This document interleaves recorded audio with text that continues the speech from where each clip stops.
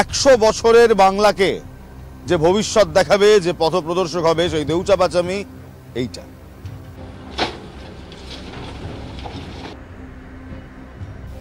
কয়লা অবধি পৌঁছতে গেলে তার আগে আরো 3টে লেয়ারকে কাটতে হবে। প্রথমে এই লাল মাটির লেয়ার যা কাটা শুরু হয়েছে, চারদিকে সেই লাল মাটি পড়ে রয়েছে। এরপর উঠবে সাদা মাটি, তারপর উঠবে নুড়ি পাথর, এবং তারপর একটা বড় লেয়ার ব্যাসল্ট রকের, পাথরের, কালো পাথর।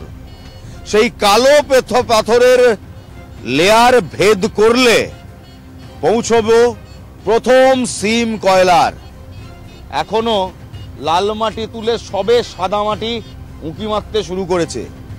এই সাদা মাটি থেকে নুড়ি পাথর, সেখান থেকে কালো পাথর, ভিজা মাটি, তারপর ব্যাসল্ট হয়ে কয়লা। পথ অনেক দূর। দেখুন, রাজনীতির কথা রাজনীতিরাতেই থাক, নেতাদের কথা নেতাদের কাছে থাক। দেউচা পাচামিকে আগামী 100 বছরের বাংলার ভবিষ্যৎ করতে গেলে মিথ্যে প্রতিশ্রুতিতে চিড়ে ভিজবে না। দরকার অর্থনৈতিক পরিকল্পনা, অর্থাৎ অর্থনীতি।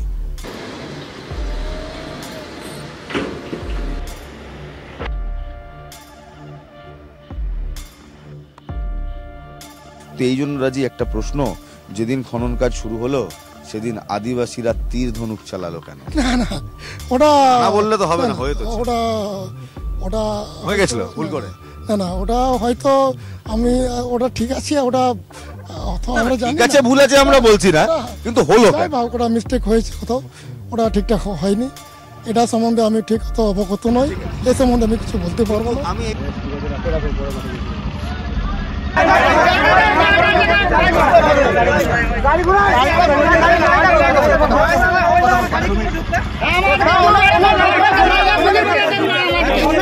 কোনো ধরনের কোনো জঙ্গল মানে ফরেস্ট এরিয়া, জল জমি জঙ্গল কোনো আমরা নষ্ট করব না। কোনো কেউ উচ্ছেদ হচ্ছে না, একেবারে সরকারি জমি থেকে হচ্ছে। এবং আমাদের যতটুকু জানা আছে যে আমাদের ফার্স্ট ফেজের যে প্রস্তাবিত কোল মাইন যেটা, ঠিক আছে, সেটা আন্ডারগ্রাউন্ড হবে, ওপেন হবে না। আর আমাদের এই যে গাছগুলি দেখছেন, প্রতিস্থাপন করা, এই গাছগুলি সবই হচ্ছে, আপনারা জানেন যে এটা প্রতিস্থাপন হবে।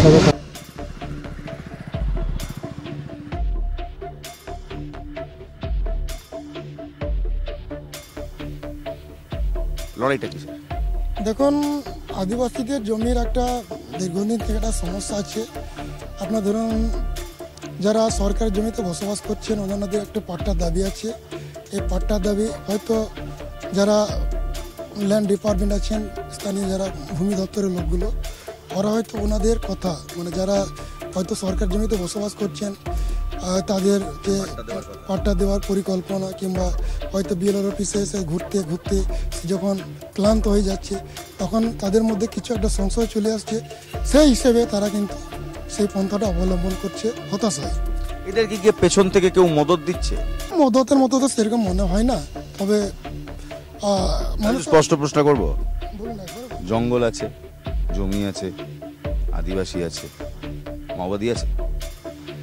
দেখুন, সত্যি কথা আমি বলছি, মাওবাদী শান্তিপ্রিয় আদিবাসী মানুষ মাওবাদী পন্থাকে কখনো অবলম্বন কোনোদিন করে না। তবে মাওবাদীরা বারবার শান্তিপ্রিয় মানুষদেরকেই, আদিবাসীদেরকেই ঢাল হিসেবে ব্যবহার করে। সালভা জুডুমও করেছে, দান্ডা কারান্নাতেও হয়েছে, সারান্ডাতেও হয়েছে। জানো তুমি এই ইতিহাসগুলো জানো? এখানেও কি তাই হচ্ছে?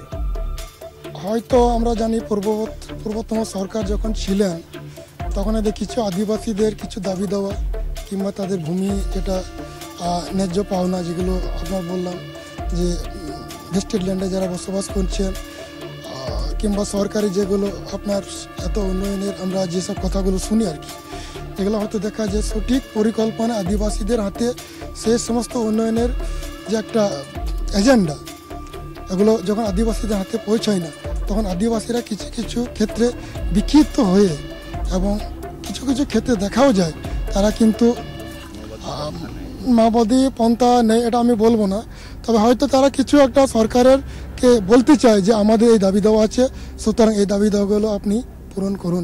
2026-এর ভোটের একটা গুরুত্বপূর্ণ পয়েন্ট হবে দেউচা। সেই দেউচা কেমন আছে? সব শান্তিপূর্ণ?